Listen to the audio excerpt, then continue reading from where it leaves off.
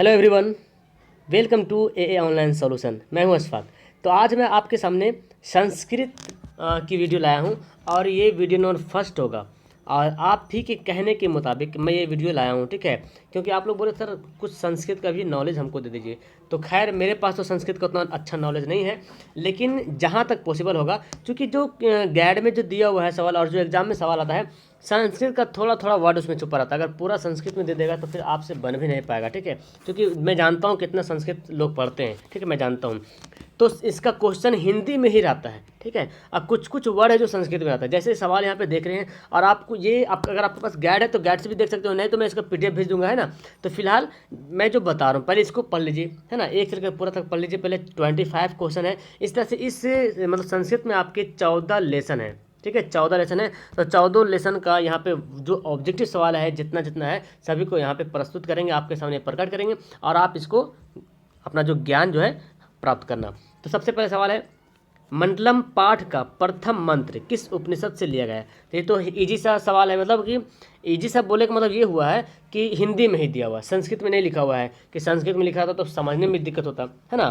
तो अगर आपको इसका आंसर पता है तो नीचे कमेंट करना, ठीक है। मंडलम पाठ का प्रथम मंत्र किस उपनिषद से लिया गया है, किस उपनिषद से लिया, यानी कि कहने का मतलब मंडलम पाठ का जो है प्रथम मंत्र जो है वो किस उपनिषद से लिया गया है। ऑप्शन है कठोपनिषद से, मुंडकोपनिषद से, ईशावास्योपनिषद से, श्वेताश्वेत्रोपनिषद से। तो इसका जो आंसर होगा ऑप्शन हमारा डी होगा, श्वेताश्वेत्रोपनिषद से। ऑप्शन हमारा क्या होगा, डी होगा। नेक्स्ट सेकंड सवाल देखें, मंडलम में कैसे मंत्र संकलित है। गद्यात्मक, पद्यात्मक, गद्यात्मक पद्यात्मक दोनों, या तुकात्मक पद। तो मंडलम पाठ में कैसे मंत्र संकलित है। मंडलम पाठ में पद्यात्मक मंत्र जो है संकलित है। अगर मेरे से कुछ गलती हो जा रही पढ़ने में तो इसके लिए सॉरी, बिकॉज मैं तो सीधा पहले ही बोल दिया था मुझे संस्कृत नहीं आती है। लेकिन जो क्वेश्चन मैं देखा हूँ तो मुझे लगा कि हाँ कुछ मैं आप लोग को हेल्प कर सकता हूँ। बस हेल्प के अनुसार ही समझ लो कि मैं आपके सामने ये वीडियो प्रस्तुत कर रहा हूँ। मैं कोई मतलब संस्कृत जानकार नहीं हूँ, लेकिन कुछ कुछ वर्ड है जो मैं पढ़ लेता हूँ, लेकिन मतलब तो समझ नहीं पाते हैं। लेकिन फिर भी आपको जो भी जहाँ तक हो पाए इसी वीडियो के माध्यम से आपको तो कुछ हेल्प तो हो जाएगा, है ना। इतना तो है कि जो आपके किताब में दिया हुआ है, जो आंसर दिया वो तो बता रहे हैं, तो कम से कम लगभग तो 99% तो होगा ही होगा, है ना। कुछ हो या ना हो, नहीं से हाँ तो होगा, है ना। तो इसी सोच करके पढ़ें। मंडलम पाठस्य रत्नाकारा का अस्थि। अब देखिए कुछ वर्ड ऐसा जिसका मतलब पता चल जाता है। मंडलम पाठस्य रत्नाकारा का अस्थि, मतलब ये कहने का मतलब ये है कि मंडलम पाठ के रचनाकार कौन है। तो ये सब इजी वाला है, समझ में आ रहा। चाणक्य, जिसको चाणक्य बोलते हैं, चाणक्य, भवभूति, महर्षि वेदव्यासा, महर्षि वाल्मीकि। तो इसका जो 3 का सही आंसर होगा ऑप्शन हमारा सी होगा, महर्षि वेदव्यासा। यानी कि महर्षि वेदव्यास जिसको हम बोलते हैं, इसको संस्कृत में वेदव्यासा बोलते हैं। तो आपको इस तरह से यहाँ पे वर्ड, तो जो वर्ड इजी है तो समझ में आ रहा है, जो वर्ड हार्ड रहेगा तो मैं पहले बोल दूंगा, इसका मतलब नहीं पता है, ठीक है। फिलहाल उसका आंसर देख लेना आप लोग, ठीक है। सवाल नंबर 4 है, यह संपूर्ण संसार किसके द्वारा अनुशासित है। सिंपल सा सवाल बोला, अब देखो जो भी आपका सवाल में इसी तरह सवाल आता है, देख रहे हैं ना। कैसे संकलित पाठ में, मंडलम पाठ में कैसे संकलित, देखो 2018 में आया हुआ, 2019 में आया हुआ, हिंदी में ही दिया रहता है। और संस्कृत का सवाल रहेगा हिंदी में, मतलब ट्रांसलेट हो, अनुवाद हो जा रहा है, कुछ कुछ वर्ड रहेगा संस्कृत में। तो खैर कोई हार्ड नहीं है, बस आप कम से कम पढ़ लो एक बार, कम से कम एक बार ऑप्शन को पढ़ लो। मैं उम्मीद करता हूँ कि आप लोग अच्छा करोगे संस्कृत में भी, ठीक है। या संपूर्ण संस्कार किसके द्वारा अनुशासित है। तो 4 का आंसर होगा ऑप्शन हमारा बी, परमात्मा। जाहिर सी बात, परमात्मा जो भगवान है, जो परमात्मा है, उसी के द्वारा जो है ये संपूर्ण संस्कार जो है उसी के द्वारा अनुशासित है, उसी के द्वारा चल रहा है। नेक्स्ट 5 नंबर सवाल देखें, उपनिषद कास्य महिमा प्रधानतया ज्ञेते। अब देखिए इसका मतलब मुझे भी नहीं पता समझ में आ रहा क्या कह रहा है ये, उपनिषद कास्य महिमा प्रधानतया ज्ञेते। तो खैर इसका मैं देखिए यहाँ पे ऑप्शन है सौ विषयस्य पुरुष, परपुरुष, देव पुरुष, परम पुरुष। तो 5 का जो आंसर होगा ऑप्शन हमारा डी होगा, परम पुरुष, ठीक है। तो अगर आप भी नहीं समझ रहे मतलब तो इसके लिए सॉरी। आप बहुत सारे टीचर हैं जो संस्कृत पढ़ा, लेकिन मेरे चैनल में बहुत सारे स्टूडेंट जुड़े हैं, तो उन्होंने आप रिक्वेस्ट किया था और आप लोग भी रिक्वेस्ट कर रहे थे सर कुछ संस्कृत का भी कुछ ज्ञान दे दीजिए। तो मैं आपके सामने ये दे रहा हूँ जो भी है ना। जो भी अगर मुझे समझ में आएगा तो मैं तो आपको बता ही दूंगा। मंडलम पाठ कति मंत्रा संकलिता संति।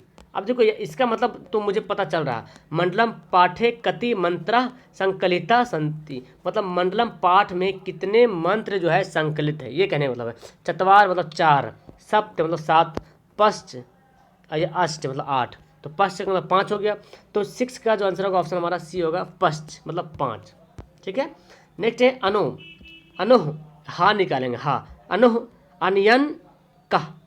अब इसका मतलब भी मुझे भी नहीं पता चला, शायद ये कुछ ये मतलब पूछ रहा, अनो अनयन का मतलब अनो का मतलब पूछ रहा कि अनो का अर्थ क्या होता है मेरे ख्याल से, क्योंकि ऑप्शन के हिसाब से पता चल रहा है गगना, आत्मा, परमात्मा, संसारा।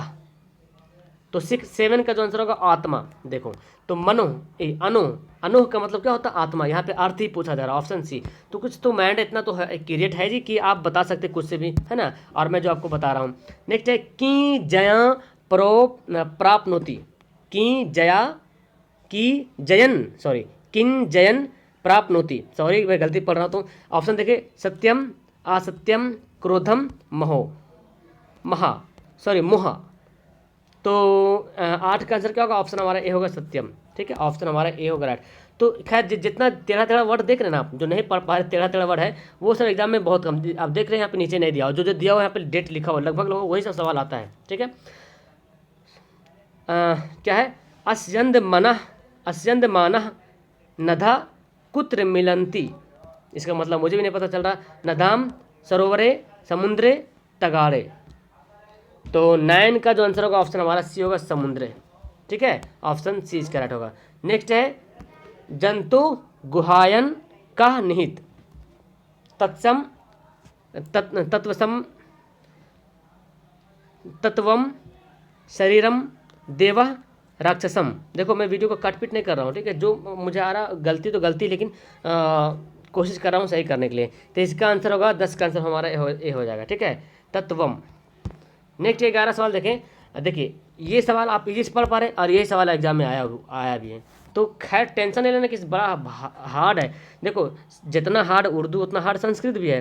हिंदी पढ़ रहे हैं हम लोग भी, उर्दू पढ़ते हैं आप लोग भी, हिंदी पढ़ते हैं, तो उर्दू पढ़ते आ रहे तो सीख रहे हैं, समझ रहे हैं। लेकिन अगर संस्कृत आप पढ़ते नहीं आ रहे तो फिर आपके लिए भी मुश्किल होगा। तो खैर टेंशन मत लीजिए, हार्ड तो है लेकिन एग्जाम में हार्ड वाला बहुत कम रेयर केस में आता है। आप ही देखिए ना, यहाँ पे देख सकते हैं क्वेश्चन 11 देखिए, सत्य का मुंह किस पात्र से ढका हुआ है। आराम से पढ़ रहे कि नहीं पढ़ रहे, और ऐसे ही सवाल एग्जाम में आता भी है हिंदी की टाइप में, मतलब इसको हिंदी में पूछता है आपको सवाल। ठीक है, तो हिरणमय पात्र, रजतमय पात्र से, मिरणमय पात्र से, ताम्रमय पात्र से। 11 का आंसर क्या होगा, ऑप्शन ए होगा हिरणमय पात्र से।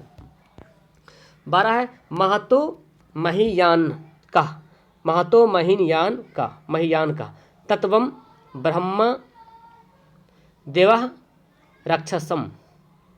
तो 12 का आंसर होगा ऑप्शन हमारा बी होगा ब्रह्मा। नेक्स्ट 13 नंबर सवाल है अनो आनयान का, फिर शायद वही सवाल आ गया, तत्सम राक्षसम देवा ब्रह्मा। तो 13 का आंसर होगा ऑप्शन हमारा डी होगा। ठीक है, अनो आनयान का ऑप्शन हमारा क्या होगा, डी राइट होगा। चलो नेक्स्ट सवाल ये देखिए, देखिए जो सवाल को आप अच्छे देखिए, यहाँ पे आप सवाल ये दिया और इसका मतलब भी देखो यहाँ पे दे दिया, तो खैर आप समझ रहे कितना ईजी है, कोई हार्ड नहीं। मैं तो कहता हूँ भाई कि एक बार कम से कम आप इसको ज़रूर पढ़ लो, एक बार ऑप्शन को जरूर पढ़ लो। किताब तो सबके पास, लेकिन पढ़ते नहीं कि अरे यार संस्कृत है कितना पढ़े, समझ नहीं आ रहा है, भारी भारी।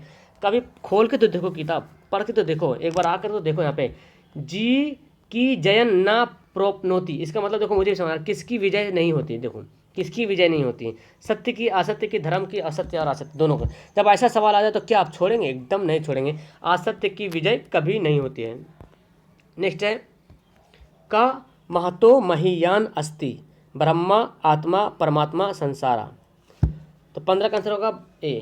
ठीक है, का महतो महियान अस्ति, ऑप्शन हमारा क्या होगा ब्रह्मा। नेक्स्ट 16 नंबर सवाल देखिए, की जयंते, इसका मतलब क्या हुआ, हम इसका मतलब मैं बता सकता हूँ। की जयंते मतलब किसका विजय होता है, सत्यम असत्यम क्रोधम मोह।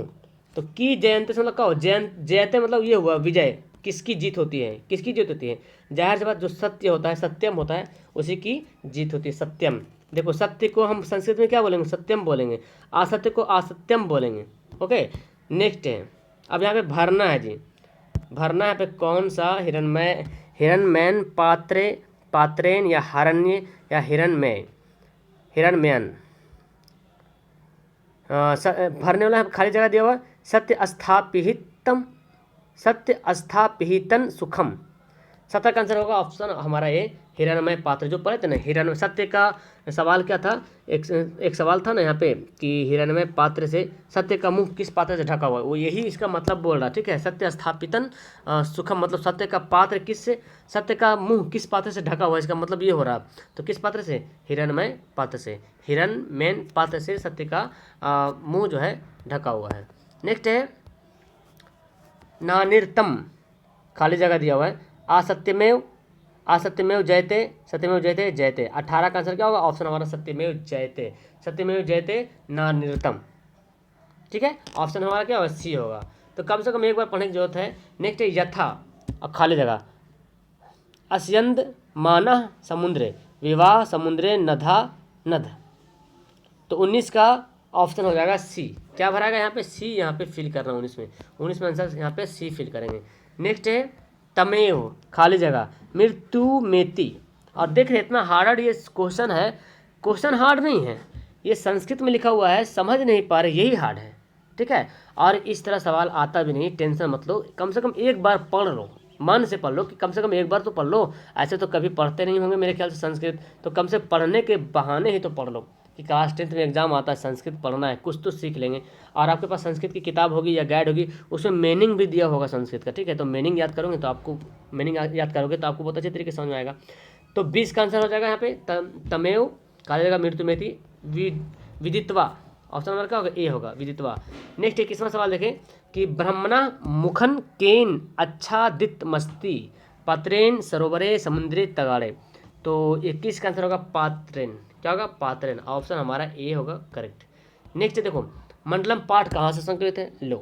तो जो सवाल एग्जाम में आना है वो हिंदी में देता है ट्रांसलेट करके। तो मंडलम पाठ जो है कहाँ से संकलित है, उपनिषद से। कहाँ से है, उपनिषद से लिया गया है। ठीक है, नेक्स्ट देखो ये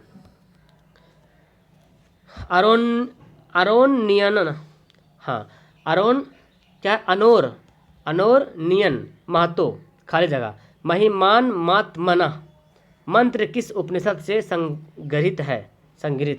तो ये जो मंत्र है, एक मंत्र का नाम है, ये किस उपनिषद से लिया गया है, मुंडकोपनिषद, कठोपनिषद या श्वेताश्वेतरोपनिषद या ईशावास्योपनिषद से। तो 23 का आंसर होगा ऑप्शन हमारा बी, कठोपनिषद से। तो ये मंत्र कम से कम एक दो बार पढ़ेंगे ना तो आपको याद हो जाएगा। ठीक है, नेक्स्ट 24वां सवाल देखिए, नदियाँ नाम और रूप को छोड़कर किस में मिलती हैं। तो देखो नदियाँ नाम और रूप को छोड़कर किस में मिलती है, समुद्र में, मानसरोवर में, तालाब में, झील में। तो 24 का जो आंसर होगा ऑप्शन हमारा ए होगा, समुद्र में। नदियाँ नाम और रूप को छोड़कर कहाँ मिलती है, समुद्र में मिलती हैं। तो देखो महान से भी महान क्या है, कितना आसान सवाल है। और आप जब हिंदी समझ लेते इसका मतलब समझते तो बहुत आसान हो जाता है। और वही समझने वाला आप ही के लाइक का सवाल देगा, आपके दिमाग के बाहर का कोई सवाल नहीं रहेगा। शर्त यह है कि आपको एक बार कम से कम पढ़ना पड़ेगा। ठीक है, महान से महान भी क्या है, तो इसका आंसर होगा ऑप्शन हमारे आत्मा ही जो है महान से महान है, आत्मे पे सारा कुछ डिपेंड है।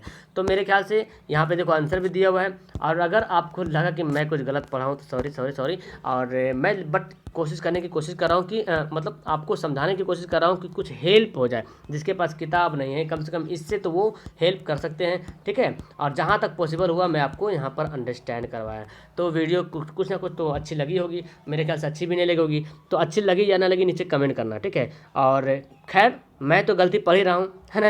आप जान रहे हैं बहुत सारे स्टूडेंट कमेंट करेंगे सर आपको संस्कृत पढ़ना नहीं आती। मैं पहले बोल रहा हूँ मुझे संस्कृत पढ़ना नहीं आती, मैं नहीं जानता हूँ, लेकिन थोड़ा है। कम से कम आपको हेल्प करने के लिए नए से तो हाँ हो जाएगा ना, नए से हाँ तो हो जाएगा, कुछ वर्ड तो सीख जाएंगे। और इसमें आधा आधी हिंदी से दिया हुआ है और कुछ संस्कृत से दिया हुआ है।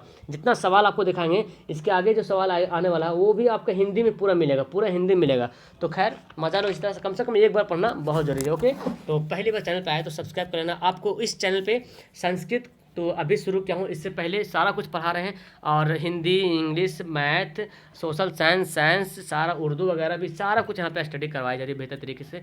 तो आपका क्लास का टाइम सुबह 7 बजे चलती है क्लास, और सुबह 9 बजे क्लास चलती है, 3 बजे दिन में चलती है और शाम को 7 बजे। ये 4 टाइम क्लास फिक्स है। इसके अलावा अगर संस्कृत का क्लास अगर चलाना है तो 5 बजे शाम को चलेगा, उर्दू का क्लास चलाना तो शाम को 5 बजे वगैरह चलेगा। ठीक है, तो आप ज़रूर यहाँ पर आएँ। Okay, that's all, thank you everyone, have a nice day.